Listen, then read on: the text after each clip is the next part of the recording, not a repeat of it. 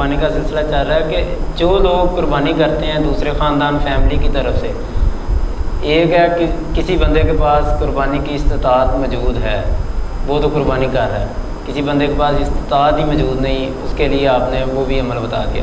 اب کسی بندے کے پاس استطاعت بھی موجود ہے، وہ صاحب حیثیت بھی ہے، لیکن پھر بھی قربانی نہیں کر رہا، تو اس کے لیے کوئی سزا وعید یا؟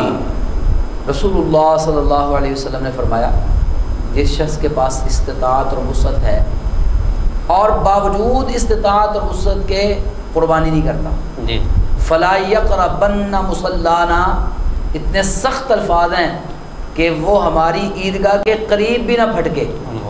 کیا مطلب ہے کہ ہمارے ساتھ عید پڑھنے کا، ہمارے ساتھ کھڑے ہو کر نماز پڑھنے کا اس کو حق حاصل نہیں۔ اسی حدیث کی وجہ سے بہت سارے علماء نے قربانی کو واجب قرار دیا ہے۔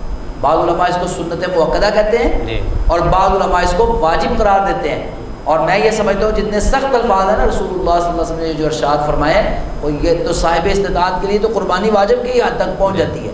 تو مطلب یہ کہ اللہ کے رسول تو دھتکار رہے ہیں اس شخص کو، فلا یقربن مصلانا، ہماری عیدگاہ کے قریب بھی نہ پھٹکے۔ اور اگر کوئی شخص جان بوجھ کر استطاعت ہونے کے باوجود قربانی نہیں کرتا تو یقیناً وہ اللہ تعالیٰ کی رحمت سے دور ہو گیا۔ رسول اللہ صلی اللہ علیہ وسلم نے اس کو دھکیل دیا دور، تو وہ رحمت سے محروم ہو چکا ہے۔ یہاں پر ایک اور بات میں گزارش کرنا چاہتا ہوں، یہاں پر کچھ ایسے لوگ بھی ان دنوں میں کھڑے ہو جاتے ہیں، وہ برساتی مینڈک ہوتے ہیں نا، وہ بھی نکل آتے ہیں۔ کوئی کہے گا جی قربانی پہ پیسے لگانے ہیں، اتنے پیسے ضائع کرنے کا کیا مطلب ہے، دیکھیں اتنے جانور ذبح ہو رہے ہیں بغیر وجہ کے، یہ کسی کی بیٹی وہ بیٹھی اس کی شادی کروا دیں، اور جناب کسی کی جگہ پر کولر لگوا دیں، کسی جگہ پر وہ کر دیں، تو یہ ایسے کوئی کام کر دیں، ہاسپٹل میں کام کر دیں، برساتی مینڈک بھی اٹھ کے کھڑے ہو جائیں۔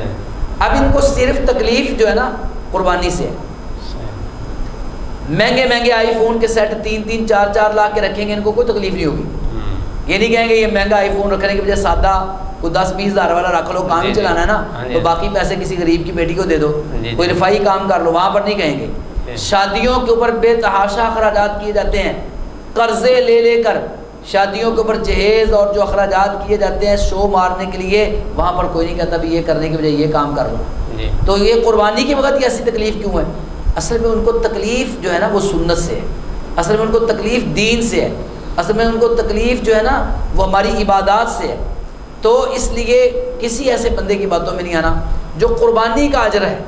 قربانی آپ لاکھوں روپیہ بھی خرچ کر دیں نا، اللہ کی قسم آپ قربانی کے اجر کو نہیں پا سکتے۔ جو 10 ذوالحجہ کے دن قربانی کا اجر اللہ رکھا ہے، اللہ تعالیٰ نے قرآن مجید میں حکم دیا فصل لربک وانحر، قربانی کرو۔